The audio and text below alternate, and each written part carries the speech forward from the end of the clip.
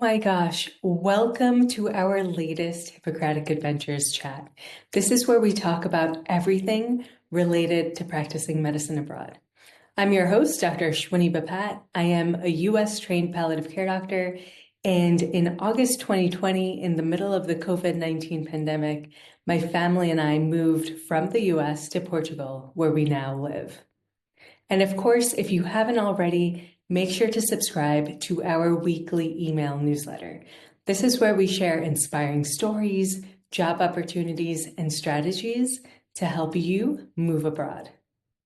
You can subscribe now at hippocraticadventures.com/subscribe. So today I am here with Dr. Jill Monteiro. Dr. Jill Monteiro is an American internal medicine physician who left the US in 2019 with her husband to start a new life in Switzerland. Her first job was actually planting a vegetable garden guided by kind Swiss neighbors while navigating conversations with little more than Danke.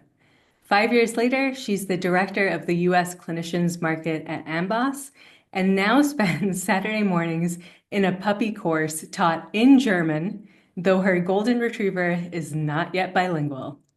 So before we get started, this is going to be a good conversation with that bio. Before we get started, smash that subscribe button, sit back, and enjoy. So Dr. Jill Monteiro, take us back. I want to know what was going on in your life where you ended up choosing and moving to Switzerland. Yes, happy to explain that important transition.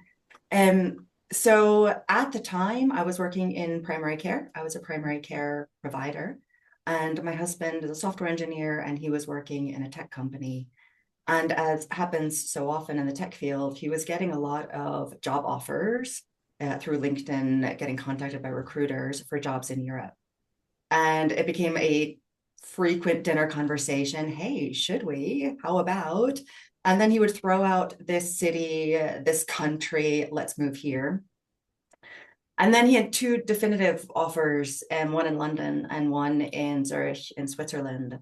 And we traveled there, explored, and really started to think, hey, could we make this happen?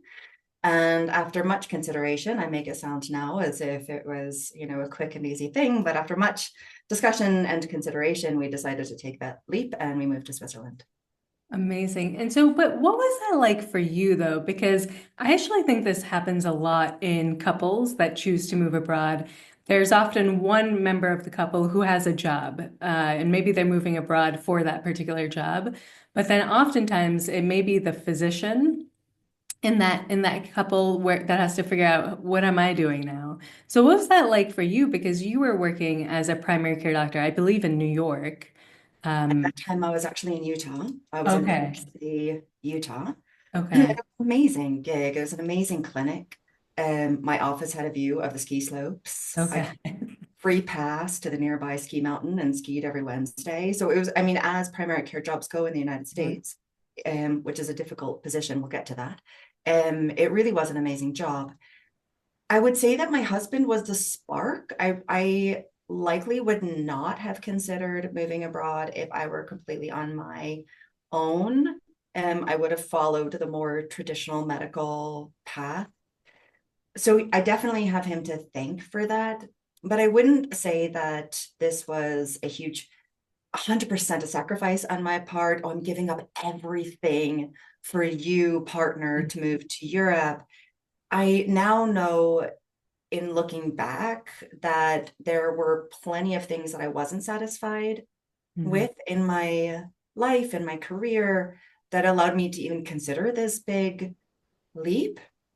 I still would say it wasn't easy. It was very difficult, especially in primary care, perhaps also regardless of the job. But I used to be a hospitalist too. And the hospitalist gig, you're 7 days on, 7 days off. You're not forming as much, at least the patient relationships. Colleagues, yes, but not patients. Whereas this one, I really had long-term patient relationships. And that was hard to now say, hey, I'm leaving. Sorry, I'm moving to Europe. But I recognized also that there were a lot of things that I wasn't happy with in the job. And I think it's no secret that being a primary care doctor in the US right now is a really hard Yeah. job. And for me, it wasn't a, I'm, this is a very perhaps a provocative word, but it wasn't a battle that I wanted to keep fighting in for the rest of my life. I very much applaud many of my friends and colleagues that are still staying in it, and I very much hope they're happy with their decisions. I realized for me, maybe there's a different way to live life than what I have considered so far. That makes sense. I actually worked in primary care for 1 year, and it was easily the hardest job I have had to this day. To this day, it's still the I hardest believe it. job. So I can definitely understand being in a situation where you're like, is this what it's going to be, or are there other options? Exactly. So tell us then about when you were moving to Switzerland. Did you have a job in place? Like, what was your plan? It was very much a leap of faith, Yeah. which was scary for me because as physicians, I think we are planners and tend to know exactly what's coming up next. And I think myself even more because I chose to also go to business school. And one of the reasons I did that was so that I would have even another path forward and extra comfort that I would always find a job, no matter where I was in the US, I thought at the time. So, making this move, not knowing the language, not having a job was very scary. I was in the fortunate position of having a very supportive partner who had a good position, who allowed me in the beginning to not be concerned about finances and ease my way into living in a different country. And he really gave me this gift of being in the country for a solid year and learning the language, working on my vegetable garden with my neighbors, etc. Uh, and easing into life not being in the US. I mean, I remember going to the grocery store in those first months and I had to plan 2 hours. Like every time I went grocery shopping, this is 2 hours that I know, am I getting milk, turkey? What exactly am I buying here? Um, and then I had to figure things out when I was here um, to know, okay, what is the next phase and next step in my career? That's actually really helpful to hear because I think a lot of physicians, like you said, are used to planning out literally their career, their next step. And I think for a lot of people, including me, like when we moved abroad, I didn't quite know what I was going to do. I just knew that similar to you, I needed a change. I couldn't continue on in the hospital position that I was at. Um, and it was interesting because my husband is a psychiatrist. So for him, it was a much easier transition. He just took his practice and made it telepsychiatry, kept his patients, the majority of them. And so he just kind of kept doing the thing he does. And for me, it was definitely like a huge transition of figuring out, okay, I can't work locally because I don't know the language yet. Mhm. I Yeah, knew just the equivalent of Danke, and that was it. exactly. Um, and so this is actually really like, I feel like our stories are so like Mhm. similar. So then how did you go from working on your garden, working on, it sounds like you, German, to then your role at AMBOSS? How did that transpire? Um, as the months went by, I realized, okay, I need to now think about my next step. I will admit that my husband gave me a push, which was ironic because I think, as many physicians are, we can gravitate to being a bit type A and used to working, 60-hour weeks and achieving and accomplishing. But I did beautifully not working and, and being with my neighbors and horseback riding, etc. And it was really having, also my partner to say, you're happy right now, this is great, but I know you need more. Like you need a career, you need to be pushed, worked hard, challenged. You're going to get bored with this. So, let's look sooner rather than later. And so I did start looking, which also was a very daunting task, because you look here in Switzerland, and all of the jobs require German and fluent German, which at the time was not feasible, or in other parts of the country that then requires Italian or French. So language was certainly a challenge. Um, I considered, do I want to practice here in Switzerland? But to do that, I needed to redo my residency, which I also was not prepared to do that. I had lived through it. I had been attending for 5 years and was not ready to go back and redo a residency. I think now about how many people do that in reverse and how many people work in countries outside the US and then go to the US and do residency. Bless you. I don't know how you do that. So then I started looking on LinkedIn and I just stumbled across a job advertisement for AMBOSS. And at the time they were looking for editors to write content for the platform. And I applied and got the position. And at the time, it was just a temporary gig. I did freelance part-time work, and I thought, oh, this is great. I'll keep up my medical knowledge, stay connected with my medical roots while I figure out what my real life is going to be. And I entered that role, and it was lovely. I worked maybe 0.6 FTE, full-time equivalent, and it was really a beautiful fit and transition back into work, a work environment, but now in a foreign country. Got it. And so had you heard of AMBOSS prior to stumbling upon them on LinkedIn? No, I'm too old. No, my generation, we didn't know AMBOSS. I mean, I don't know if this is the right time to share now, but AMBOSS is a medical education platform for medical students and clinicians to learn medicine, practice medicine, and teach medicine. And it was started in Germany in 2012, and it entered the US market in 2017. I was starting in medical students. So, I mean, at that point, I was already a practicing attending. So, no, I had never heard of AMBOSS, and it was a German company. So, again, it was just this foreign company to me. But then I started meeting colleagues there that were all American, and went to med school where I did residency, and went to residency where I grew up, and started making all these connections and realized, wow, actually they're really cool people working here. It's not like I've dived into this German rabbit hole. There's connections actually with the life that I've led so far. And now I think back and I said, oh, I can't believe I didn't know about it. But yeah, at the time, no, it was a complete leap, another leap. Another leap. And so this medical editor role, it was a non-clinical role. Can you tell us more about what that is and what that entailed? Because I think that's going to be, a lot of people don't know what that is. It's an amazing job. I actually recommend it, whether not, I mean, yes, at AMBOSS, but regardless of where you are, this type of role is really a beautiful job, because I think one of the problems and complaints that I had and many of us have in medicine is because we're so busy and so time pressured, we can't deep dive into medicine, right? All those things that we love to do, especially in med school, like deep dive into topics, we don't have the luxury anymore. If we're uncertain about a thing, especially in primary care, we can become referral jockeys because you just don't have time to figure this out. As a medical editor, I was writing the articles within the AMBOSS platform. So, for example, I wrote the article on porphyria.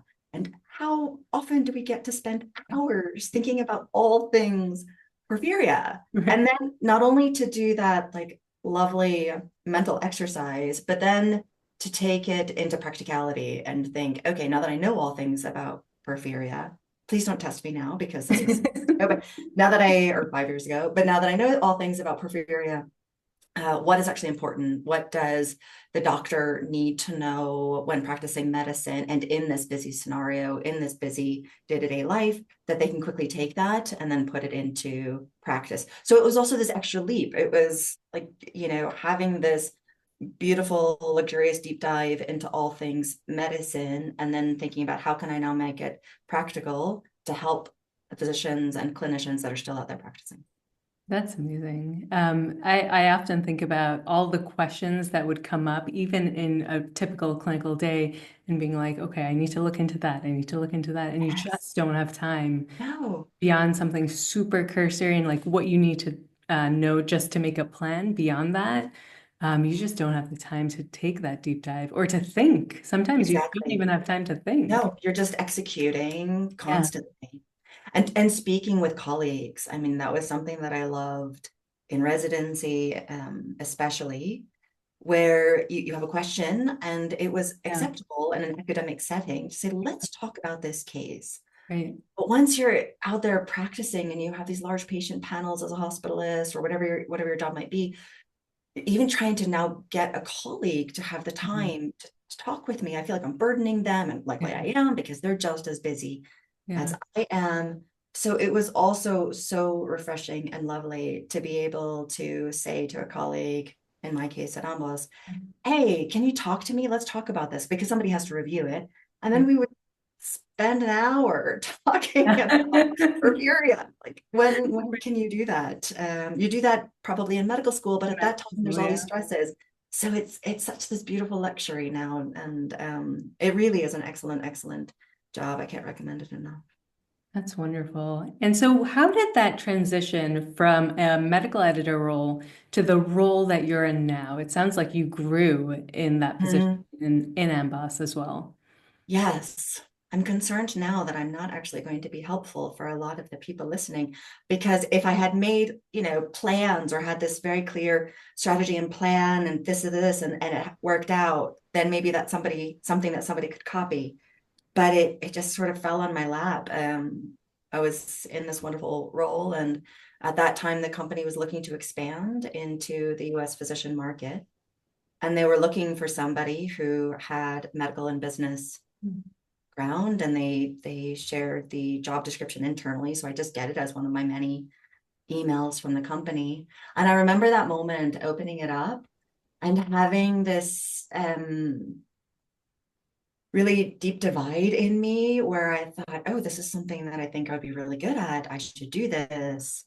And then thinking like, oh, but it's going to be full time and it's going to be intense and a lot of expectations, and do I really want to take this leap? And it's yet another step away from medicine and now going deeper into my business roots. And do I want to do this? And so I met with the leadership team and talked about my background and what I could offer, and also expressed my concerns and, hey, could this be a good fit? But also had like an interview as well. There was also like a very clear interview with typical business-like interview questions. What do you estimate the market size of XYZ to be, type of thing. And that was fun for me too, because I hadn't done that since business school. And then we tried it and said, okay, let's do it. I was already working in the company, so it was pretty low risk. If this doesn't work out for either side, I could probably go back to the editorial role. But yeah, 4.5 years now later in this particular job, I'm still here. That's fantastic. I just think about, the leaps of faith that you made from moving from the US to Switzerland to trying out this medical editor position. Um, and you're right, you can't plan for that. Mm-mm. And I think sometimes in making that move abroad, you just have to go with what feels right and what feels good to you in that moment. And I think sometimes that's the best indication you have that, okay, I'm moving towards something. Mm-hmm. And have confidence, I think, Yeah. too, that you can do something different, and also have confidence that if it doesn't work out, you'll find the next thing. That's not the end of the world. Your life, your career doesn't stop there. It's okay to have a few bumps along the road and find jobs and realize, hey, this didn't work out for me, but I'm confident in myself that I'll find the right fit. Yeah. I think that comes not necessarily naturally, especially to doctors. Yeah. And I think people who are used to jumping around jobs from the time that they were, 21 years old, maybe they develop that confidence. I think that's really important as well for us to realize as physicians. Yeah. And I also think about as physicians, we're really good at learning. So even if it isn't your traditional role, you can learn new skills. Yes, We're really good at that. So, we are. And maybe I would add to that that we also have a lot of skills that we're mm, not even aware of, that are not specific to medicine. mm, We think about it only in the medical context because that's the only context that we know. But if one is doing I don't know, some type of patient improvement plan in the hospital or in their clinic or something, you have project management skills, right? You have that, you've developed it, though you wouldn't necessarily put that, like a doctor wouldn't necessarily put it into that context. That's helpful. So then for you, what was that transition like to go from primary care, very much clinical care, to you had a period, a bit of a pause when you were transitioning to Switzerland, to then going into a non-clinical role. What was that like for you? It was actually quite easy for me. And maybe it's because I had done some business stuff beforehand. I'm not quite sure, but it wasn't that difficult for me. I think right in the beginning, there's the recognition of, quite frankly, the comforts around not being in a clinical setting, not needing to immediately be in the patient room, at 7:30, 8 o'clock in the morning, being able to come here with my cup of coffee and start my day slowly. So there were some nice comforts, I would say, in the beginning that I recognized that made it quite easy.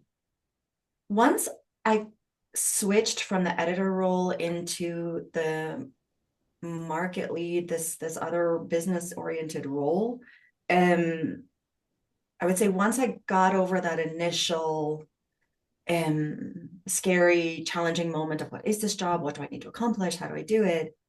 There was a loss there that I recognized where I was missing the more clinical aspect, the medical aspect, and I recognized that. Oh, I miss this.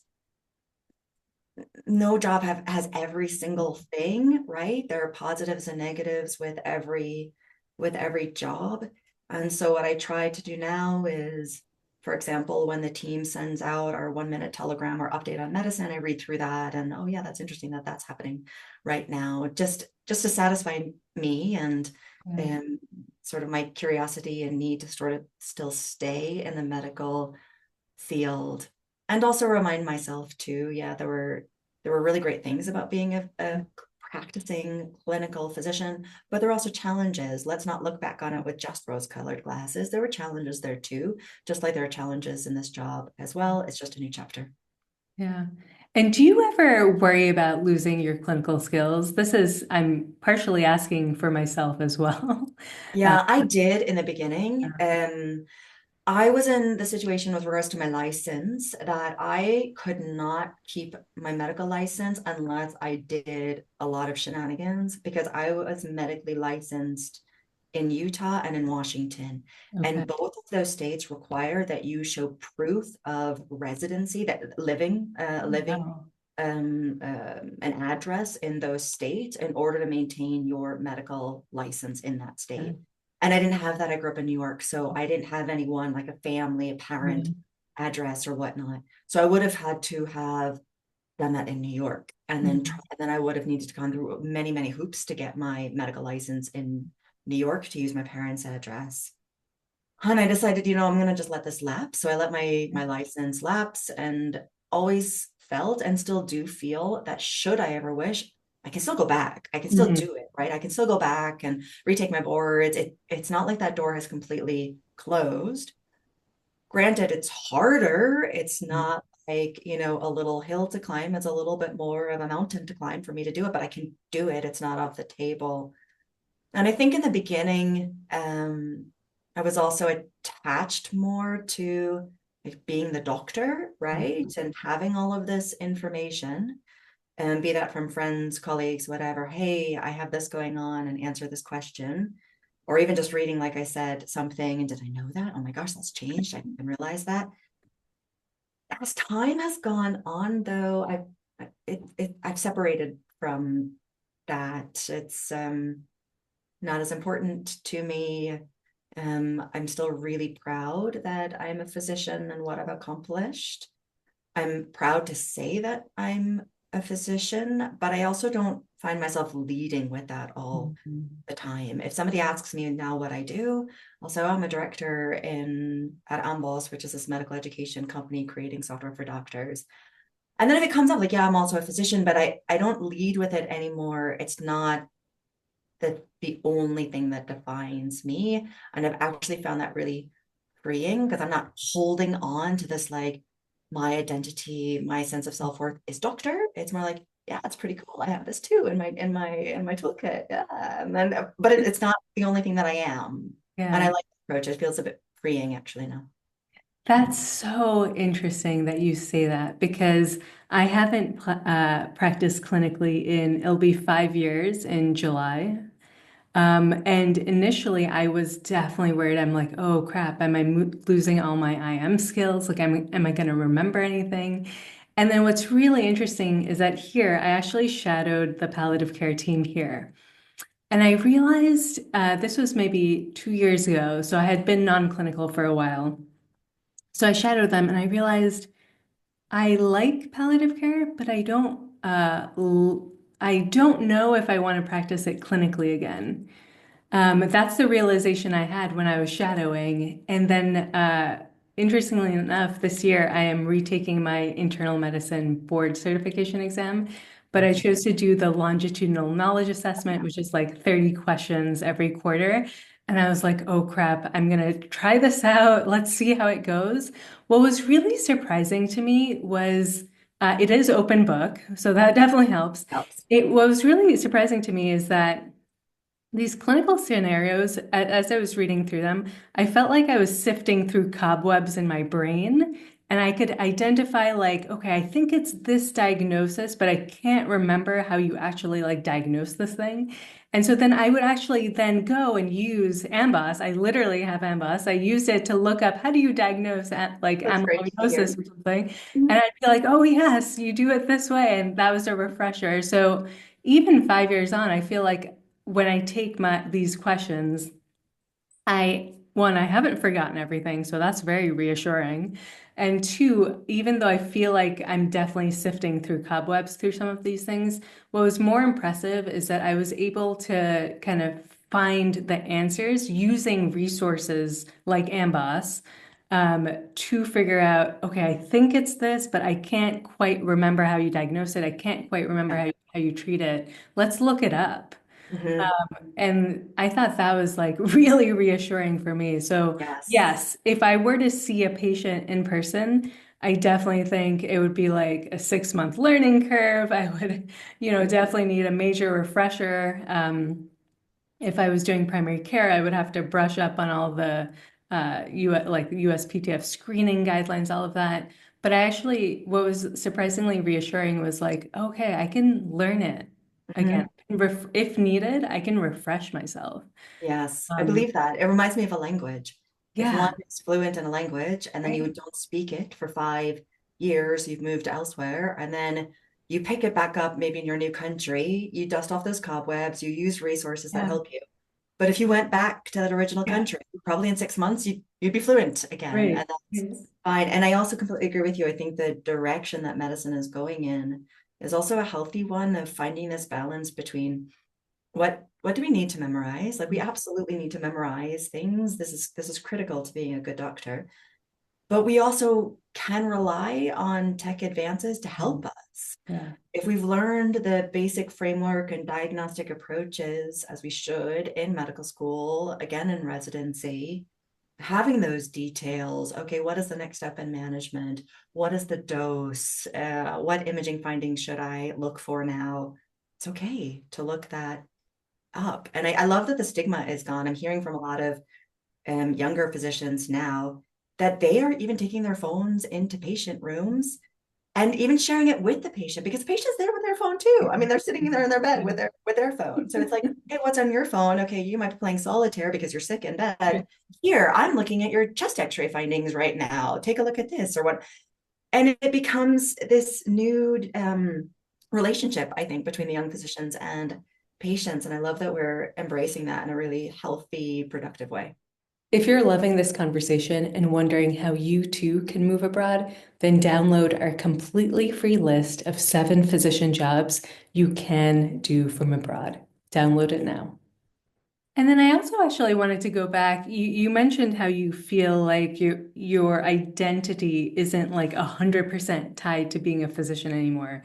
And I do think in the US, like any birthday party, any dinner party I went to, if I didn't know someone, the first thing that they ask is, "Oh, what do you do for work?" And then I'd be like, "Oh, I'm a palliative care doctor." And then usually the conversation would stop there. But um is that something that you have kind of is that because you are now in kind of a new role, or is that also the environment where I don't know what the culture is like in Switzerland Mhm. in terms of do you talk about work at parties? But Mhm. in Portugal, like in the 5 years I've been here, no one has ever asked me directly what I do for work.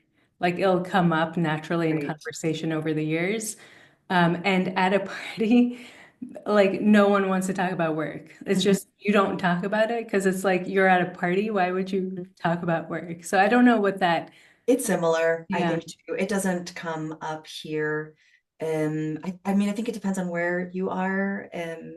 If I were in the expat circles in yeah, Zurich, sure. that would Yeah. probably be very different. My husband and I are skiers. We like to live in the mountains, and like, these people don't really care. I mean, I remember where I used to live, at some point, people discovered that I was a physician, but then I heard through the grapevine through a neighbor, like somebody said to me, "Oh, so your job is telemedicine." Basically, they explained like, "Oh, you're treating patients in the US now through your computer. Is that what you do?" And no, and because they don't even get it, Yeah. and they don't really care. It's Yeah. we're talking about the mountains or the hike or what are we going to do this weekend. It is very different. So I do find that freeing. It is hard in the US where it's like Mhm. there's this culture that we have there where it's your CV and like tell me Mhm. the amazing thing that you did this weekend too. And I just gave that example. What did you do this weekend? But it's completely fine to like nothing. Yeah. I stayed home, I read a book, it was lovely, I watched the snow come down, and that's okay. Whereas there's always this feeling in the US like, oh, I, toured up 3 kilometers and then hit this line. And it's a very different approach. Yeah. That's so interesting because I actually feel like in living in a different culture around work, because I literally don't have to define my career at every single party and every single social interaction, it actually gave me the space to be able to explore Mm, something different I could and see not have that. to, yeah, not have to just constantly be like, I'm a doctor, but like, wait, I don't see patients right now, like, and then trying to explain all of that. So I can completely understand why it would be freeing to kind of not have the physician identity consume 100% of who you are. It probably depends also what we're doing. I mean, Yeah. maybe if I, again, like I said, had stayed in the expat world and ended up practicing Yeah. physician and ended up only knowing doctors, Mm. maybe I would end up in the same environment. And so it's not totally fair of me to say Switzerland versus the US. It's just my circle, because my circle in the US, we're all doctors, Yeah. right? And doctors tend to marry business people or what it tends to, Yeah. cycle in that way. Whereas as soon as you just break out and have completely different friends and different circles, it opens your horizons. And I imagine one can do that in the US, but Mhm. one probably has to make a lot more of an Yeah. effort to say, I am going to take this painting class and become friends with artists. You have Yeah. to really do it with an effort. It's probably a bit natural for us now where we live. Yeah. That makes sense. And so you actually work remotely from Switzerland into Germany because AMBOSS is based in Germany. What has that been like? Yes. Very interesting environment. I've become so accustomed to Zoom. I mean, the world that you and I are in right now is the world that I spend every day in. Um, I think there are advantages and disadvantages. Overall, for me, definitely tips towards advantages. I'm really happy with the setup that I have. I'm able to live in the Swiss Alps and have this lifestyle because of technology and because I can do a remote job. Um, I think on the downside, because you said I work with Germany, this is true, but because I'm responsible for the US market, I'm also working with a lot of colleagues and customers in the US. So logistics just comes into play, time zones. Time zones, yeah. So I can be in a meeting at 8 or 9 o'clock in the morning, and then I'm in a meeting at 7, 8 o'clock at night with somebody in LA or San Francisco. And so that can be difficult. And I've had to really be disciplined myself and put in work hours into my calendar and say, I'm not doing this anymore. I let it sort of organically grow, and I wanted to success, and I wanted to see everybody else succeed and the company succeed. So I let it happen. And then I realized, okay, this is actually not healthy. I'm starting my day with work. I'm ending my day with work, and I need to figure this out. And I have to put in very clear guardrails for myself. Whereas I think if you're going to an office every day, that's already built in. You're likely not going to work from home. You're going to go to the office at 9 or something and leave at 5, and it's there. My work is always here, just like one staircase down. So I have needed to use a lot of discipline to keep myself away from it.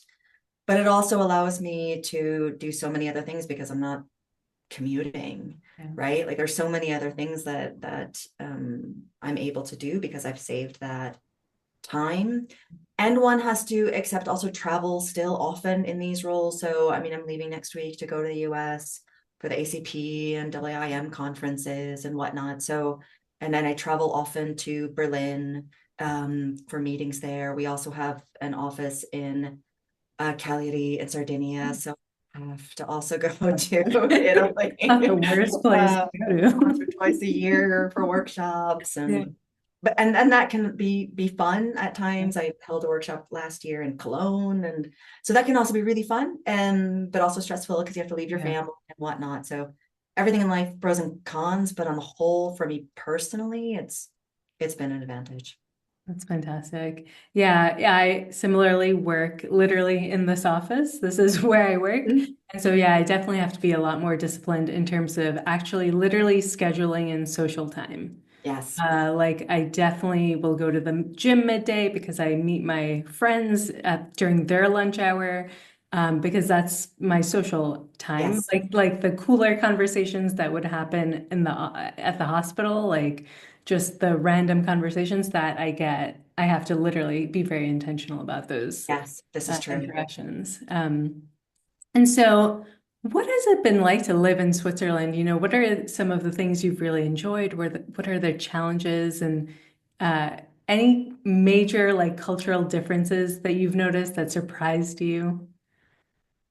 In short, we love it here. We love Yeah. Switzerland. We don't plan to leave. I get the question a lot. How long are you staying there? Like, I don't know. How many years do I have left? Like Right, right. biological clock. I'm staying here as long as I can.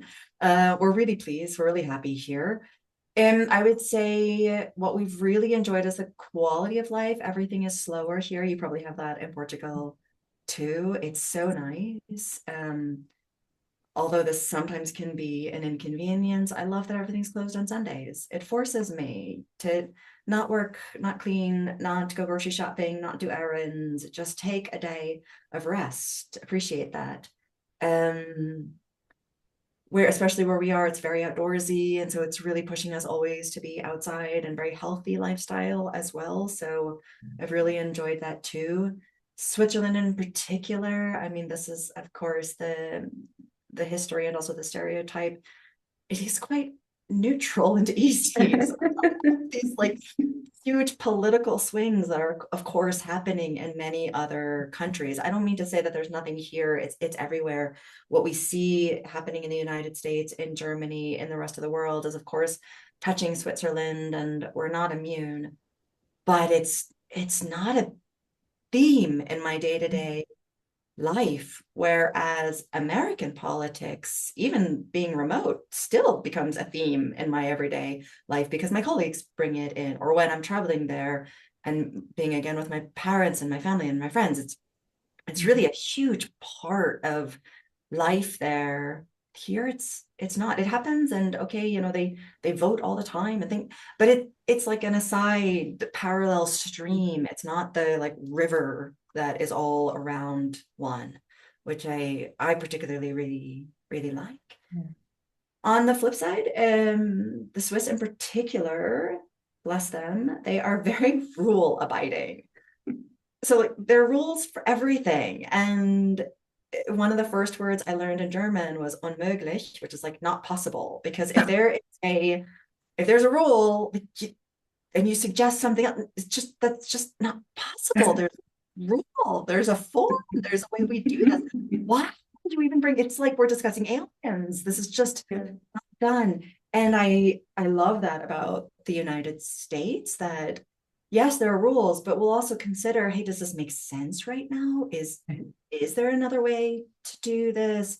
We'll question and push the status quo, and you cannot do that here at all. It hasn't tremendously impacted my day-to-day life, so it's not enough for me to say, oh my gosh, this is not a cultural theme that I can tolerate. But I definitely prefer the American way to the Swiss in this particular topic. That's so interesting that one of the first words you learned in Swiss German was "it's not possible." Yeah. I think that just says a lot, because I feel like in the US, what you learn from as a child is it is possible. Like you can do it, you'll find a way. And Yes. I agree with you. I think that's one of the aspects of American culture that I love. And I think that's why it for so long has been a leader in terms of innovation, because Very you're much so. encouraged to think beyond the rules. Very much so.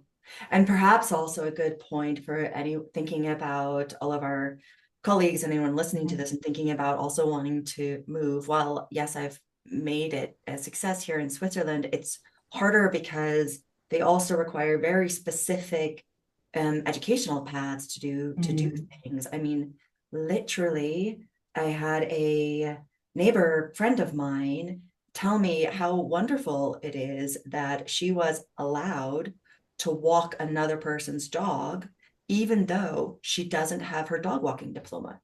Wow. Because this is a thing in Switzerland, like you Right. need a diploma and a degree and everything Wow. to be hired for something, to get to be able to do something, which can make it really hard for people like foreigners coming in who don't have the approved what they approve, right, of their degrees.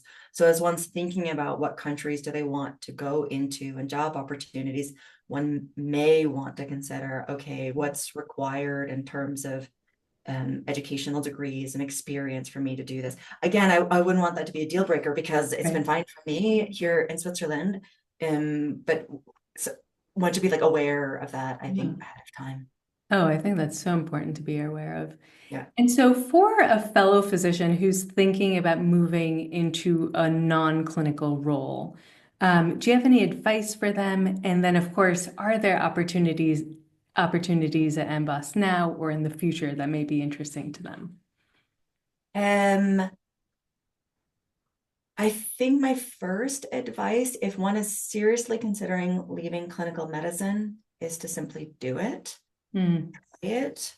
I think people think it's like a cliff they're jumping off of and they can't ever get back up. And that's not the case. If you try a non-clinical role and it's not a good fit, then figure out, was it the role or you just missed clinical medicine, and then go. Like, even if your license expired, you need to take the boards, like you're doing it, like you can do it. So take that jump and try it and see if it's a good fit. The next thing that I would recommend is something that I alluded to earlier. Think about all of your experiences and skills outside of a context of being a doctor. So I gave the example of doing patient improvement or something on the wards, right? And now how that translates to project management. So think about all the things that you've done that you're good at, that you like, that you could then take into a non-clinical role. There's a lot there. I guarantee every single physician has a lot of skills that they can take out, not only what they're good at, but what they like. Because if you really loved that patient improvement project, you're probably going to love other parts of about project management. So find a job that fits there. And then this is a bit more specific, but I've seen this a lot in the physicians that we've hired. And so I wonder if this is a theme. I think a lot of us, because it's more likely that we're going to leave clinical medicine after we've been practicing for a while, we then are looking for roles that are pretty senior understandably, because we don't want to go into the junior role. And that's fine. But we then have to think about, okay, what is that senior role and what are the skills that they need? And one thing that I see consistently lacking in a lot of physicians is strategic thinking, because we are really focused on like the patient in front of me, the algorithms, the plan, but thinking about a bigger approach, a decision-making framework, this is lacking, I think, in a lot of physicians. So if one is thinking about going into a non-clinical job, you are trying to get a role that is on the senior side, also make sure that you've like built up that strategic thinking capability and can prove that, because it's one of those must-haves in a lot of more senior non-clinical roles. How would they do that? What kinds of experience or roles would they have had to build up their kind of strategic skills? And it's very likely that they haven't had a role that's Yeah. demanded this of them, which is why we don't get it. I Yeah. think in medicine, I think people with business backgrounds are more likely to get this than medical backgrounds. I personally am a fan of just reading and books. Yeah. There are books on everything now. There are amazing strategic thinking books out there. So I would recommend that one gets the top 3 best business books on strategic thinking and read them and really like embrace it and think about it. And then when you're then applying for a job and you think about that role, then think about what would your strategy be? What would your strategy be in the interview? Yeah. What's your strategy then in the role? Like each step, think about, okay, what would my strategy be? And what does strategy even mean? What's the difference between a strategy and a plan? And books can really bring this. And of course, one can go classes and you can do a bunch of other things and you can go to business school and blah, blah, blah. I don't think that's needed. I think, just like you said, doctors are great at learning things, right? A doctor can pick up a few books and figure it out and they're fine. I think it's just an awareness, not even aware that they need this skill. Easily obtained. And so for folks that are wondering, hey, where do I learn more about AMBOSS? And if there are positions at AMBOSS, where should they go to learn more and find out about potential roles in the future? We are always looking for great people in the company. You can go to amboss.com to see what are our latest job openings globally. So in our US office, Berlin office, Cologne and Sardinia. We also, like myself, are open to hiring people remotely depending on the situation. So I would also say don't let office location necessarily be a deal breaker for you. It usually says in the job description how much remote work is available. And I would say this in general, not to take away from AMBOSS, I'd love to still talk more about AMBOSS, but in general, for people when you're looking at jobs, like don't just let the location be a deal breaker, because maybe they would be open to remote work. And then I would also add that if you're thinking that you're not a perfect fit for one of the roles, still apply, because we're also just looking for excellent people. I, for example, recently posted a job posting. I was looking for an additional physician for my team, and I had a very clear set list of criteria that I wanted in this individual. And I found that person, that's great. But along the way, I also found this other person that actually didn't meet like half of the criteria that I had listed. But I think this person would just be an amazing ad for our company. And so I hired that person too and found a role and am like making something. So I would also say, even if you're uncertain if your history experience is a perfect fit, apply. Make sure though, when you do the application, that you help the hiring manager out by already telling them how your past experience can help to that role. I get a lot of CVs that are just doctor, like I am a doctor and here is all my doctor experience. And then that makes me do the work of saying, okay, can I translate? Do I think this person can translate this into this?